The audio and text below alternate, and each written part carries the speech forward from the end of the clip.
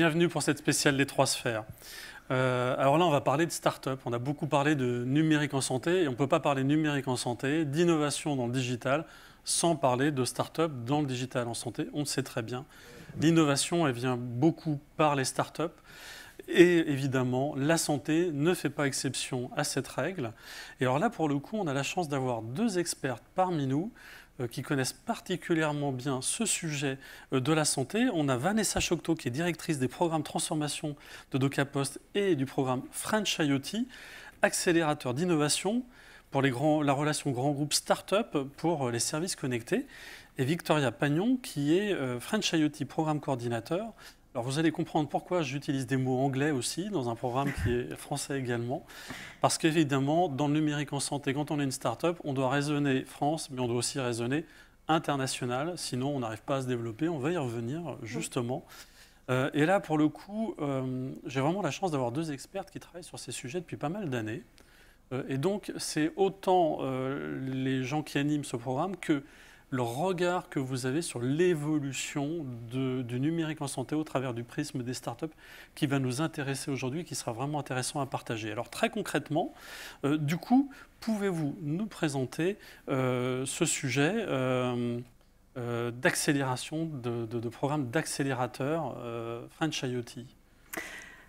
Alors effectivement, le programme French IoT, il faut savoir que la Poste accompagne les startups depuis plus d'une dizaine d'années. Et le groupe a décidé de renforcer en fait son accompagnement. J'ai encore des bouts de fil du masque. Il y a de ça à peu près 5 ans en créant des programmes accélérateurs. Donc pour être au plus près des startups et vraiment viser à les mettre sur la rampe de lancement et en faire des structures stables, robustes, pour ensuite en faire nos partenaires. Très important. Donc de les accompagner sur le long cours. Et ce programme French IoT, c'est l'un des deux grands programmes du groupe La Poste qui, lui, est spécialisé sur les services connectés, donc vraiment le numérique à impact. Donc tout ce qui va être solution, qui va apporter une utilité et qui va répondre à des enjeux de société. Alors c'est un programme qui couvre la Smart City, les services administratifs simplifiés par la GovTech ou encore la e-santé. Donc ça, c'est French IoT qui s'inscrit dans un environnement très large. Et en fait, ce qui est intéressant dans ce programme que nous avons, donc tous les ans, nous avons des appels à candidature, nous sélectionnons des startups, on a du long cours. Donc en fait, depuis 2015, on a étudié plus d'1 millier de dossiers, on a 300 startups dans la communauté, dont près de 80 dans la e-santé. Parmi toutes ces startups, on en a 90 qu'on accélère particulièrement. Donc là, on va être en tension avec elles pendant une période longue. Une période longue, c'est quoi? Alors, on est sur entre 6 à 8 mois, en fait, pour chaque promotion. Et puis après, les startups de 2015-2016, qu'on a depuis le début, sont encore dans le programme. Parce qu'en fait, ça dépend des opportunités, de leur maturité. Donc, on continue à les accompagner en permanence. L'intérêt, c'est d'avoir des synergies et d'avoir des partenariats à un moment donné. Donc, ce programme, ça nous permet de voir beaucoup de startups. Et ce qui est intéressant, c'est qu'au-delà de l'accélération que l'on fait, on est beaucoup en accompagnement, donc avec des formations, du coaching, la mise en relation avec des experts DocaPost aussi, pour les guider encore mieux. On a des effets de bord. C'est-à-dire qu'on s'est rendu compte, et on a fait aussi l'exercice pour vous, que finalement, depuis 2015, on a un observatoire de tendance. À force de voir les candidatures. Oui, 1000 startups, c'est conséquent, voilà. C'est représentatif en fait. Hein. Voilà, tout à fait. Et comme ça a été très bien dit, elles sont en avance, elles saisissent des opportunités. Donc souvent, elles ont 3 à 5 ans d'avance, on va dire, parce qu'elles sont en capture des signaux faibles. Donc ça, c'est très intéressant. Donc en observant les startups, on observe les tendances. On observe les tendances, tout à fait. Donc ça, c'est un point intéressant. Et le deuxième effet de bord, et on en parlera, c'est que dans le programme d'accompagnement, on les accompagne aussi sur des événements majeurs à l'international pour qu'elles fassent du networking, qu'elles rencontrent les grands acteurs dans leur domaine. Et pour le coup, le fait d'être dans ces événements, on est en prise avec aussi les grands mouvements mondiaux. Et on voit ce qui se passe. Donc on a deux effets de bord quand on est un programme accélérateur. Donc non seulement on est en proximité avec les startups, mais en plus on observe des tendances. Donc typiquement, quand on va au CES que vous faites, je crois, régulièrement, beaucoup de gens y vont pour observer les tendances. Donc finalement, c'est le bon endroit, parce qu'on va retrouver toutes ces tendances, toutes ces startups du monde entier. D'ailleurs, les startups françaises sont bien représentées. Donc c'est une dynamique en France qui est plutôt comment par rapport aux autres? Pour vous expliquer la dynamique en France, ce qui est intéressant, je vais reprendre un peu ce qui s'est passé dans le panorama de nos startups depuis 2015. Et je laisserai peut-être Victoria compléter sur la partie confrontation avec le monde international. Nous, ce qu'on a observé, c'est 2015-2016, nous n'avions que des startups dans la partie objets connectés. C'était massif. Oui, c'était la fameuse époque WeThings. C'était la mode de tous ces objets connectés, tous les objets la brosse à dents connectée, mon miroir connecté, enfin tout était connecté. Il y avait de tout. En fait, c'était vraiment en prise avec le patient ou la personne. C'était beaucoup pour du monitoring, tout simplement, de la capture de données en temps continu. Donc, beaucoup de data qui remontent. Et nous, on a eu, par exemple, des données pour suivre la température en continu avec le thermomètre Tucky, pour suivre le diabète de type 1. Donc, on va sur de la donnée simple à de la donnée encore plus complexe. Donc, beaucoup de monitoring. Et puis aussi des startups sur la partie plus suivi d'un traitement, en fait. Donc, de l'aide pour suivre un traitement. Ça a été les piluliers connectés. Tout ce qui permettait d'avoir le transport de ces médicaments en mobilité, mais avec les conditions de température idéales, etc., comme l'IFINA par exemple. Donc 2015-2016, grosse tendance sur les objets connectés. 2017-2018, sur nos startups, on a observé un virage par le numérique. C'était l'apport des applications, l'apport des sites web. Et là, pour le coup, on a vu une spécialisation s'opérer sur des parcours de soins. Donc, les objets connectés, hybridation avec du front, du numérique poussé. Et on l'intègre ensuite dans un parcours. Exactement, dans un parcours de soins. Donc, ça a été les parcours, pour le coup, pour de la rééducation, des parcours, effectivement, pour la procréation. On verra la start-up Wistim qui est sur ces sujets-là. Donc, ça a été vraiment enrichi. Et même les start-up de 2015-2016 ont opéré un virage. C'est-à-dire qu'à partir de leur objet, elles ont amplifié et intégrer justement ces sujets-là de parcours de soins. Et puis, depuis 2 ans... Ce qu'a fait WeThings d'ailleurs. WeThings également, tout à fait. Avec un petit départ vers Nokia, un retour. Voilà. Mais tout à fait, c'était cela. Donc on a vu ce virage opérer. Et puis depuis 2 ans, c'est les deep tech qui arrivent. Donc les deep tech, j'entends par là l'intelligence artificielle, la réalité virtuelle, qui viennent encore plus s'enrichir et cette fois-ci se positionner en aide au monde médical. Donc, beaucoup de solutions, effectivement, pour aider à la prescription. On aura le témoignage de la start-up Possos dans ce domaine. Et puis, aussi la réalité virtuelle qui vient aider pour former le personnel médical aux actes métiers. Donc ça, c'est très récent. Puis, bien sûr, encore plus récemment, tout ce qui est télémédecine, téléconsultation, donc toutes les plateformes qui permettent les intermédiations. Donc vous avez investi tous les domaines de la santé, là, maintenant, à peu près, enfin, tout ce qui est possible de proposer. Oui, et justement, ce qui est intéressant dans ce que vous dites, c'est que en fait, il y a eu des grandes étapes, mais toutes les startups ont enrichi au fil de l'eau. Et aujourd'hui, on a des solutions françaises qui sont là. Et on voit qu'il y a besoin d'un développement au long cours. On est vraiment sur un développement qui nécessite du temps. Le long cours, c'est quoi pour vous aujourd'hui? Parce que quand vous dites 5-7 mois tout à l'heure, ce n'est pas du très long cours. Alors, on était sur les startups. Pour les startups, depuis 2015, vous voyez, c'est 4 à 5 ans. 4 à 5 ans pour développer leurs produits, être dans la data, vérifier l'acceptabilité auprès des patients, auprès du monde médical. Ça prend du temps. Favoriser aussi les accès pour tout simplement devenir dispositif médical. Ça prend beaucoup de temps également. Et puis la partie internationale. Et ça, effectivement, pareil, pour aller au-delà des frontières, il y a tout un aspect réglementaire très important. Oui, parce que souvent, on a tendance à dire, d'ailleurs, que dans le monde de la santé, que pour les startups, que si elles raisonnent que sur le marché français, point de salut, il faut raisonner sur le marché international, parce que c'est un marché qui est quand même assez contraint réglementairement. Et donc, on crée, on innove, mais très vite, elles vous poussent à aller à l'international, toutes ces startups. Elles vont d'elles-mêmes à l'international. C'est voilà. Très important, très intéressant, et il faut les accompagner. Donc, vraiment un sujet d'accélération qui est nécessaire par des grands groupes, par des incubateurs, des accélérateurs. C'est là où des grandes entreprises comme La Poste ont un rôle à jouer, ou d'autres, vos partenaires aussi. DocaPost qui est très engagé dessus, mais vous avez aussi pas mal de partenaires. Alors on a le fonds d'innovation par exemple de la Fédération hospitalière de France qui offre des terrains d'expérimentation et ça c'est primordial en fait pour avoir accès effectivement au marché. Pour pouvoir tester les solutions. Oui. Donc déjà des très bons enseignements et nous avons des solutions françaises. Donc le marché est là. Donc un vrai cocorico, parce que c'est une vraie question. Souvent on se dit est-ce que c'est des applications un peu gadget, on a vu toutes les startups qui étaient à Las Vegas. Et donc, ce qu'on se dit, c'est que finalement, non, il y a du fond, ça fait un mouvement qui dure, qui s'est installé depuis pas mal d'années. Et du coup, ces startups, quand elles vont à l'international, comment ça se passe pour elles? Du coup, vous les emmenez dans pas mal d'endroits, je crois. C'est quoi les places les endroits où il faut être quand on est une start-up? C'est quoi la recommandation pour toutes celles qui vont nous regarder, justement Alors, nous, dans le cadre du programme accélérateur, effectivement, nous les accompagnons, en plus des formations du bootcamp et du coaching personnalisé, sur les 5 salons majeurs de l'international, de l'innovation. Donc, on a des salons bien en France qui prennent de l'ampleur nationale et européenne, notamment Viviatech. On va à Slush pour aller chercher des investisseurs. Slush, c'est où ça? C'est à Helsinki. Et on va également au CES de Las Vegas pour leur donner cette visibilité sur la scène mondiale de l'innovation. Donc depuis 2016, nous accompagnons nos startups à l'Eureka Park, qui est l'espace dédié aux startups. Donc cet espace, il va regrouper toutes les innovations portées par les jeunes pousses issus du monde entier. Donc ça permet de rassembler une masse critique d'innovation qui nous permet également de positionner, en fait, de savoir comparer aussi ces solutions et l'attractivité des marchés internationaux par rapport aux solutions proposées. Notamment, donc, ça nous permet de voir toutes les autres tendances qui émergent dans les différents secteurs de l'industrie. Et de voir éventuellement si dans la concurrence, il n'y a pas un projet un peu plus avancé qui ferait que le vote, ça peut arriver aussi, soit un peu moins utile et peut-être le réorienter. Tout à fait. Oui. À partir de cette exposition, ils arrivent des fois avec des idées de pivot.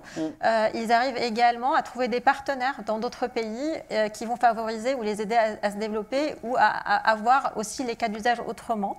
Et d'ailleurs, des fois, ils découvrent des cas d'usage auxquels ils n'ont pas pensé. C'est justement sur ce salon-là qu'ils vont pouvoir voir plus grand. C'est utile pour eux, ces grands événements, ces grands rassemblements internationaux? Alors, tout à fait, c'est très utile parce que c'est la masse en fait qui va donner cette importance, qui vont voir vraiment tout type de visiteurs, qui vont des investisseurs, des distributeurs, des partenaires et pourquoi pas des futurs, parce qu'ils ont tous des futurs utilisateurs. Donc, il y a une sensibilité par rapport à l'offre proposée.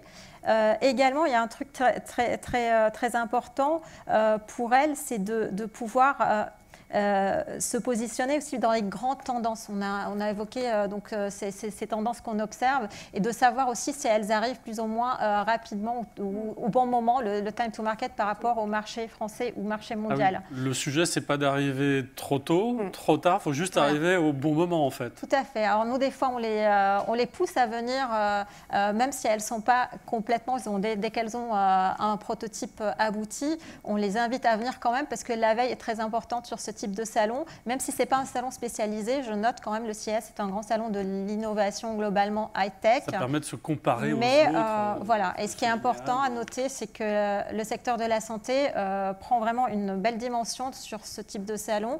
25% d'augmentation du nombre des exposants par rapport à 2019. Donc ça permet vraiment de dégager des tendances. Donc la santé, ça devient un sujet un peu trendy dans tous ces grands salons internationaux, ce qui n'était pas le cas il y a encore 4-5 ans. Tout à fait. Ça a commencé timidement, je pense, notamment sur le CES. Et puis même à Slush, on avait embarqué des startups dans la santé qui ont trouvé vraiment une pertinence à aller sur ce type de salon de l'innovation généraliste plutôt que de viser uniquement des salons spécialisés. Et ce qui est intéressant, voire rassurant, c'est que finalement, c'est un mouvement qui a démarré avant la crise du Covid. Oui. Bien avant. Bien avant. C'est un salon qui a 53 ans. Donc, nous, ce qu'on a fait, c'est que moi, j'étais avec les startups en janvier dernier. On a observé des tendances, des grandes tendances qui ont conforté justement le positionnement par rapport à nos startups françaises. Et aujourd'hui, on voit que ces tendances sont encore confirmées, accélérées par la crise, parce qu'en fait, tout ce qui touche le monitoring et la prévention, la télémédecine factuelle basée sur les preuves, sur la partie du personnel de soins augmenté, donc toutes les solutions qui arrivent pour apporter les nouveaux outils, pour apporter le diagnostic assisté, l'aide à la prise de la décision. Donc toutes ces solutions étaient déjà là et aujourd'hui la crise ne fait que les accélérer. Et il y a de moins en moins de réticence du monde médical parce qu'au départ il y a quand même eu une levée de bouclier contre certaines technologies. C'est ça qui a accéléré en fait, c'est le changement en fait de nos habitudes et l'acceptabilité et l'adoption de ces nouveaux usages. Qui vont dans tous les domaines d'ailleurs de notre vie privée et professionnelle. Et du coup, quand on prend un petit peu de recul, finalement, il y a une accélération. Ces startups françaises, elles étaient déjà quand même plutôt bien présentes. On est plutôt comment par rapport aux autres? Finalement, vous qui avez un peu de recul par rapport à ça, En France, nos startups dans le domaine de la santé sont plutôt comment par rapport à cette compétition mondiale? Vous le ressentez, vous fréquentez beaucoup de ces événements. C'est quoi votre benchmark sur ces sujets-là? Alors moi j'ai envie de dire juste que la France est bien représentée, les startups françaises aussi, puisque dans la proportion des startups qui exposent au CES, on voit bien dans les grandes tendances la Smart City, la santé et aussi le bien-être. Je pense qu'il y a pas mal de solutions qui sont associées à la santé. Oui, tout à fait, santé et bien-être, tout à fait, qui sont plutôt bien représentées en fait en proportion. Après, nous on suit aussi nos startups dans leur développement à l'international, même si on ne les accompagne pas vraiment dans les démarches de déploiement. Il y a d'autres acteurs qui le font très bien. Et là, ils font face à des challenges, effectivement, qui sont de taille. Il faut avoir une certaine maturité et la capacité de pouvoir aller, en fait, s'implanter sur les marchés au-delà des frontières françaises. Donc, je ne sais pas, Vanessa, c'est vrai que pour compléter, en fait, elles ont un bon positionnement d'un point de vue technologique. Ça adresse en plus un point de douleur et donc ça résout véritablement un problème. La question de mesure, de robustesse est là. Enfin, voilà, il n'y a aucune ambiguïté sur ce point-là. Donc, je pense que c'est très rassurant. Après, ce qu'on constate, mais ça ne vaut pas que pour les startups de la santé, c'est en général nos startups françaises ont du mal à se penser globales et mondiales. Ouais. Donc là, il y a tout un changement de mentalité. Tout un changement de mentalité. Ouais. Et notamment sur les toutes premières que nous avons accompagnées au CES, Victoria l'évoquait tout à l'heure, elles se confrontent à la concurrence. Généralement, elles voient qu'elles ont une bonne solution technologique, qu'elles ont un bon positionnement prix. Voilà, qu'elles ont un bon discours marketing, très bien. Mais pour le coup, sont très surprises. Et on en a par exemple plusieurs qui sont revenus et qui nous ont dit « c'est fou, on avait prévu la production du produit et la commercialisation dans un an et demi. Et là, on a déjà des distributeurs, des demandes qui nous arrivent. Il va falloir qu'on accélère et qu'on produise dans 6 mois. » C'est formidable. Ah oui. Oui. Et donc il faut l'anticiper. Les premières l'ont fait. Voilà. Donc il y a vraiment, mais il faut penser différemment, il faut penser encore plus global. Et je pense qu'on a encore à œuvrer pour les amener sur cette scène. Donc il y a un potentiel, il faut penser global. Et là, pour le coup, c'est très encourageant pour toutes les startups qui vont nous regarder. En tout cas, merci pour ces messages. Merci beaucoup. C'était passionnant. Merci à vous. Merci à vous.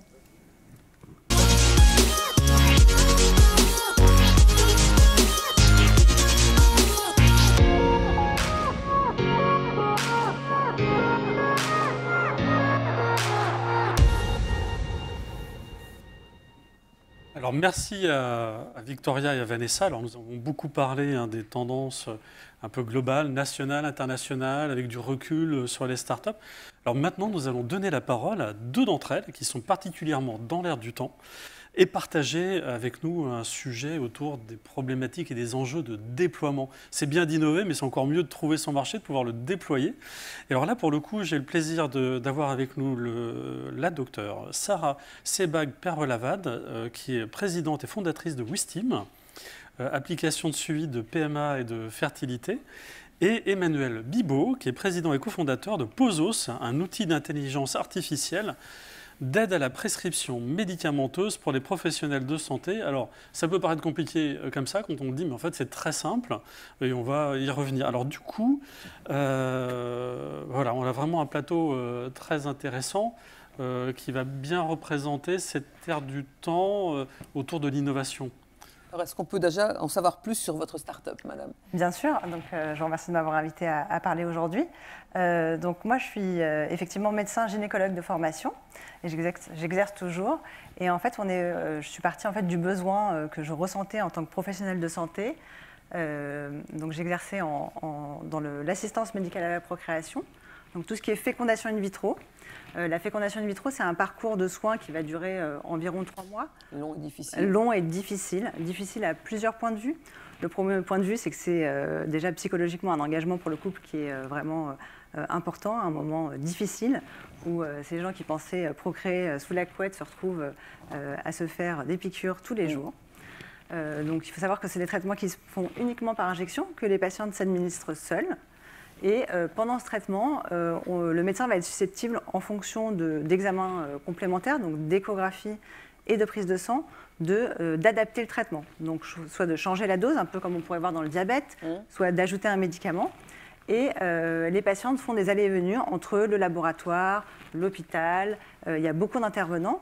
Et donc l'idée de Wistim, finalement, c'était de coordonner ce parcours de soins, d'améliorer ce parcours de soins et d'apporter un outil de communication qui soit à la fois pour les patientes, bien évidemment, un outil qu'elles pourraient avoir en permanence sur elles, donc sous forme d'application.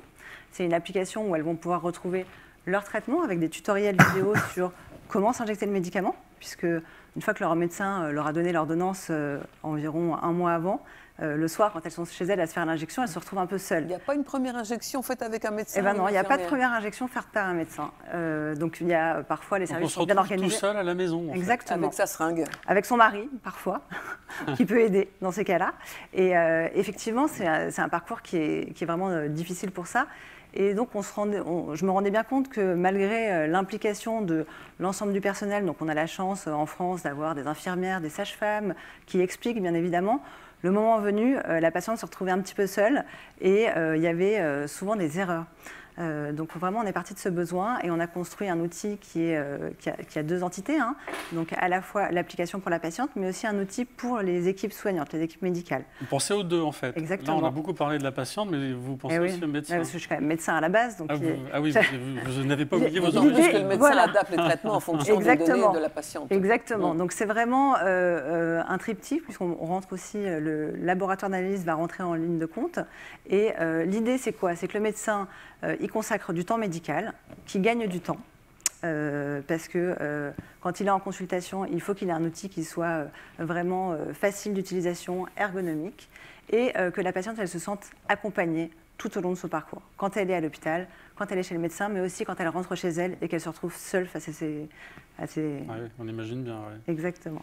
Donc voilà, c'est un outil qu'on a conçu, qu'on a pensé, on va dire, en 2015-2016, et qu'on a sorti sur le marché depuis 2017 et déployé. Depuis 2017, donc 2015, 2 ans pour le concevoir. Voilà, 18 mois pour le concevoir. Voilà, 18 mois. Et 2 bébés. Exactement, 2 bébés. Une grande grossesse. Une grande grossesse. Et finalement, donc là, ça veut dire que vous êtes rentré maintenant dans une phase de déploiement, très concrètement. Tout à fait. En France, à l'international. Du coup, c'est quoi l'angle? C'est quoi l'angle? Donc, on est commercialisé, déployé et commercialisé depuis 2018. On est actuellement en France, effectivement, notre premier marché. On est déployé dans 15 centres d'assistance médicale à la procréation. Donc en France, c'est une spécialité qui est extrêmement réglementée. Il y a 100 centres qui ont le droit de faire de la fécondation in vitro et on travaille avec 15 d'entre eux. 15%, là c'est simple déjà. Voilà, c'est ça. Effectivement, comme le disait la directrice de l'innovation d'Elsan, c'est difficile de faire changer les habitudes des médecins. Et sans médecin, je le sais. C'est difficile parce qu'on vient finalement changer un fonctionnement où on a l'impression que tout fonctionne convenablement. Et pour vous parler concrètement de Wistim, avant que Wistim existe, les infirmières appelaient les patientes, disaient mais ça marche très bien en fait, c'est une tradition de l'oral, on transmet les informations, tout se passe bien. Et donc on vient bousculer un petit peu toutes ces habitudes. On vient en percussion, on Exactement. change les habitudes de travail. Donc c'est long de déployer. C'est long de se déployer, il faut savoir convaincre. Après, une fois qu'on est installé, on a un franc succès puisqu'on a pu montrer par des études que non seulement on faisait gagner du temps aux équipes médicales et qu'en plus on réduisait le nombre d'erreurs des patientes. Quelles étaient les erreurs les plus fréquentes? C'était des erreurs de compréhension. Donc on avait fait une étude sur 300... C'est le fameux téléphone arabe. Donc l'oral, c'est Exactement. bien, on perd de l'information. Exactement. Aucune traçabilité. Et donc c'était quand même, en 2015, fonctionner comme ça, c'est quand même assez étonnant. Et donc on vient gagner en traçabilité, en fiabilité, en sécurité de l'information délivrée, reçue. Et donc on a des traceurs d'ailleurs dans notre application de est-ce que l'information a bien été délivrée, est-ce qu'elle a été reçue, lue. Et donc, on a réduit ce nombre d'erreurs par 5. Donc ça, c'est un franc succès. Ah oui, c'est c'est significatif. Et on a fait gagner du temps aussi aux équipes médicales. Donc, une fois qu'ils ont adopté Et votre prochaine étape? Notre prochaine étape, c'est se déployer à l'international, ce qu'on a commencé à faire. Donc, on est en Belgique et en Espagne, là, tout récemment. Voilà. Et on espère ouvrir l'Angleterre très prochainement. Du coup, vous partez un peu à la conquête du monde. Est-ce que c'est pas vertigineux, du coup, comme démarche? Vous êtes suffisamment accompagné comme ça? C'est quoi votre ressenti en tant qu'entrepreneur? En tant qu'entrepreneur, je posais la même question tout à l'heure. Non, c'est vrai. C'est toujours difficile. Il faut avoir des relais. Donc, j'ai la chance de ne pas avoir fondé cette entreprise seule. Ça, je pense que c'est important. On est deux. Mon associé Alexandra Messner a pu aller sur le marché anglais pour se déployer, parce que je pense que c'est important en fait d'être sur place pour conquérir un marché et d'être. Et puis de voir ce qu'il y a déjà sur ce marché. Exactement, de voir ce qu'il y a déjà sur ce marché. Et effectivement, il y a des bonnes idées partout dans le monde et il faut pouvoir les imposer et aller auprès du marché, parce que même si on est dans une spécialité qui est extrêmement digitale, il y a la commercialisation, ça passe aussi par l'humain et par la rencontre. Bien sûr. Donc, il faut aller au plus près des marchés. Donc, c'est difficile d'appuyer, notamment dans la santé, sur un bouton et imaginer que ça va se déployer partout. Rien ne se fait seul. C'est ça. Et du coup, donc là, on a un exemple très concret sur les parcours de santé. On le voit avec la crise. Du coup, c'est aussi utile d'avoir des outils qui permettent de le faire à distance. Mais on voit aussi que ça va générer beaucoup d'informations, toutes ces données. Et finalement, ces informations, c'est bien de les générer, mais qu'est-ce qu'on pourrait en faire concrètement? Alors du coup, avec Pozos, qu'est-ce que vous pourriez faire de toutes ces données, ou qu'est-ce que vous faites d'ores et déjà de toutes ces données? Donc, chez Pozos, en fait, on part d'un constat très simple, c'est que tous les médecins, tous les pharmaciens, tous les infirmiers se posent des questions tous les jours lorsqu'ils prescrivent ou délivrent un médicament, et ils doivent se les poser, parce que ce n'est pas un acte anodin, et ces questions, ils les ont toujours face à leurs patients. Donc, face à un patient, on n'a pas le temps d'ouvrir des bouquins, de surfer sur Internet. Les questions, c'est quoi? C'est sur les indications des médicaments qu'ils donnent, sur les posologies, sur les interactions? C'est quoi C'est un début de liste, mais en fait, il y en a beaucoup plus que ça. Quand je prescris, je dois être sûr que le médicament que je prescris est bien approprié pour le patient, qu'il sera efficace, qu'il n'est pas contre-indiqué par rapport à ses terrains, ses antécédents, qu'il n'y a pas d'interaction avec ces médicaments existants, qui va provoquer des effets secondaires qui pourraient être avoir le patient. Mon médecin, effectivement, ne va pas prendre toute la pile de livres devant moi pendant un quart d'heure pour les potasser. Et ce ne serait pas rassurant pour le patient, peut-être aussi. Voilà. Maintenant, ils consultent le Vidal sur Internet, quand même. C'est vrai, mais ils ne peuvent pas aller vraiment très loin dans leur consultation, parce qu'on n'a pas le temps d'aller faire des contre-relèves dans les documents.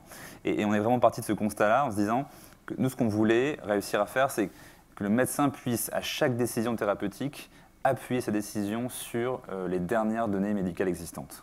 Alors, il y a tellement de connaissances médicales, tellement de recommandations, tellement de documents sur les médicaments. La consultation est de 2h30. Si exactement, c'est ça. Alors, ce qu'on fait aujourd'hui chez Pozos, c'est qu'on transforme toute la connaissance médicale en réponse directement actionnable pour un médecin. Un exemple type, il y a un neurologue qui nous a fait un feedback. Il avait un patient qui est venu le voir, qui avait plusieurs médicaments, un patient âgé, et qui vient se plaindre de tremblements. Évidemment, avant de commencer à poser un diagnostic de Parkinson ou de tremblement essentiel, la première chose à faire, c'est de savoir si ce n'est pas un des médicaments du patient qui donne un tremblement. Qu'est-ce que doit faire un médecin aujourd'hui? C'est ouvrir peut-être son Vidal ou un autre base, faire chaque fiche médicament, regarder si les tremblements sont documentés, voir la fréquence des tremblements-là, ensuite faire sa petite synthèse en disant probablement c'est ce médicament-là, réfléchir à quels sont les autres médicaments qui peuvent être prescrits à la place de ce médicament-là, regarder de nouveau les fiches pour voir si c'est là des tremblements. Oui, c'est complètement impossible de faire ça. Avec Pozos, il rentre ces 3 médicaments ou ces 4 médicaments, mais vraiment en 3 clics.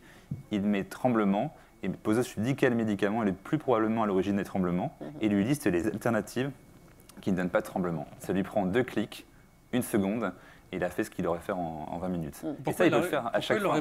Pourquoi il le fait maintenant et il ne le faisait pas avant? Parce que Pozos n'existait pas. C'est une excellente réponse. Nous avons confondé Pozos, en fait. Non, c'est exactement ça. En fait, aujourd'hui, on ne pouvait pas, simplement parce que la connaissance, c'était du texte. Donc, c'est plein de fiches de texte. Et il fallait pouvoir faire en sorte qu'un ordinateur puisse consulter ce texte-là et chercher l'information, l'extraire, la normaliser pour pouvoir répondre. Ce n'était pas possible jusqu'à dernièrement. Les dernières avancées sur ce traitement du langage, ça date vraiment de 2016-2017. C'est là qu'on a commencé à construire Pozos, et ça fait 3 ans maintenant qu'on construit ça. C'est vraiment les avancées dans le traitement du langage médical. Médical. Qui permettent de faire ce type de requête. Il y a eu un point d'inflexion, on va dire, au niveau mondial sur ce sujet-là. Donc ça veut dire qu'à partir de 2016, l'intelligence artificielle, ça peut devenir une réalité dans le domaine de la santé. Là, c'est un cas qui est très concret. Ça l'était avant, parce que le traitement de l'image se faisait déjà avant, en termes d'intelligence artificielle. Beaucoup de travaux étaient faits sur les IRM, les scanners, pour pouvoir automatiquement détecter des lésions, mais pas encore sur le langage, sur le texte. Ça arrivait plus tard, et on a utilisé les technologies qui avaient été avérées sur l'image en l'utilisant pour le texte. Et aujourd'hui, on a de la compréhension de lecture par un ordinateur et c'est assez exceptionnel. Donc en pratique, vous avez scanné, enfin, je sais pas, entré toutes les informations de toutes les notices médicaments? C'est toutes les notices, toutes les recommandations, toutes les bases qu'on peut trouver sur Internet, tout a été absorbé, traité, structuré, organisé pour rendre cette connaissance interrogeable. Personne pour faire ça, pour tout collecter? Alors c'est plutôt beaucoup d'ordinateurs, des serveurs, voilà. Et on a une vingtaine de personnes aujourd'hui. Ouais. Mais ce qui est fantastique, en fait, c'est que le médecin, lui, ne voit pas tout ça. Le médecin, il voit juste une barre de recherche, il met ses traitements, son patient, il a une réponse tout de suite. C'est simple comme poser une question. Et donc, il pose une question comme il poserait à son confrère. Et c'est disponible sur Internet, à tout moment, sur son téléphone, sur ordinateur. Et vraiment, on est convaincu que ça peut transformer, en tout cas, la pratique médicale, parce que je vais pouvoir personnaliser mes traitements par rapport à mon patient, toujours avoir les dernières informations, et puis prendre du plaisir. Parce que avoir des outils un peu archaïques comme ils ont aujourd'hui, c'est source de frustration au quotidien, ça rajoute une source de frustration. Avoir un outil qui est agréable au quotidien, qui répond, c'est simple, c'est agréable, c'est simple, c'est facile, c'est ce qu'on veut faire chez Pozos, et ben ça met un peu de bonheur au médecin. Un médecin heureux, c'est un médecin qui traite mieux. Ça nécessite des patients qui acceptent quand même de dire tout ce qu'ils prennent, ce qui n'est pas toujours le cas. Et notamment, les gens ont souvent tendance, vous êtes médecin, à oublier la tisane avec les herbes qu'ils prennent le soir, là, c'est naturel. qui sont des principes actifs. Mais oui, mais c'est naturel, alors on ne le dit pas. Et c'est vrai que ça, c'est de temps en temps une limite aussi à l'utilisation de tels systèmes. Mais c'est vrai que c'est vraiment important et qu'il y a des messages à faire passer à cette occasion-là aux patients pour dire mais cachez pas vos médicaments à vos médecins, c'est contre-productif. Et puis c'est intéressant de pouvoir trouver une alternative thérapeutique et ça, je pense que c'est une force. Ouais. Et c'est quoi les prochaines étapes de développement du coup? On a beaucoup parlé de national, d'international. On en a quel stade? Nous, la vitesse de développement, on la mesure surtout en création de valeur pour les médecins. Plus on a de médecins qui s'inscrivent, nous font des feedbacks positifs, l'utilisent de plus en plus souvent, et plus on a l'impression d'avancer. Vous avez combien de médecins pour l'instant inscrits? On en a plusieurs milliers, mais on a lancé cet outil-là en août, donc c'est quand même très récent. C'est plutôt des généralistes, plutôt des spécialistes? C'est plutôt des libéraux. Ouais. Aujourd'hui, c'est plutôt des libéraux, mais les deux, spécialistes et généralistes. Et on a environ aujourd'hui une centaine de médecins qui s'inscrivent tous les jours. C'est super intéressant. C'est une tendance intéressante. Et qui nous font eux-mêmes des feedbacks, qui nous envoient des messages pour nous remercier ou pour nous faire... on a eu ce matin un feedback intéressant, c'était drôle, je trouvais même, et ça nous fait vraiment très plaisir. C'est me dire, je ne fais pas ça d'habitude, mais là, aujourd'hui, j'ai envie de vous aider parce que j'ai senti dans votre application que vous aviez une approche bienveillante pour le médecin de nous aider. Là, moi, j'ai envie de vous aider aussi. Un médecin qui nous a écrit ça, spontanément, on ne connaissait pas. Ça fait du bien. Et, voilà, et je pense qu'en tant qu'entrepreneur, c'est ça aussi qui fait du bien. C'est de voir qu'on sert à quelque chose et que les utilisateurs voient la valeur qu'on crée. Vous avez ça en commun tous les deux, finalement. De partir du besoin, c'est important, je pense. De construire. C'est la démarche qui a le plus de chances d'aboutir. Tout à fait. Ce n'était pas le cas pendant longtemps, mais c'est vrai que ce qui remonte du terrain, c'est en général une vraie demande. Donc, on n'est pas dans le gadget. Ça nécessite une vraie réponse, absolument. On n'est pas dans l'application gadget. Alors, du coup, opportunité, finalement, ce contexte, du point de vue de vos activités, c'est un accélérateur. Comment vous voyez la chose? Parce que c'est vrai qu'on est quand même dans un environnement, on va se dire, cette épidémie, c'est quand même quelque chose de lourd qui nous tombe sur les épaules. Mais si on doit le transformer de manière positive, finalement, vous pouvez le transformer en opportunité par rapport au développement? Clairement, pour nous, start-up dans le monde du digital, ça a été un petit peu un coup de massue, puisque tous les centres d'assistance médicale à la procréation ont été mis sous cloche, puisque non essentiels pendant 3 mois, donc ça a été un petit peu difficile. Mais on a su rebondir. Voilà, on n'a plus fait d'enfants, c'était plus essentiel de faire des enfants.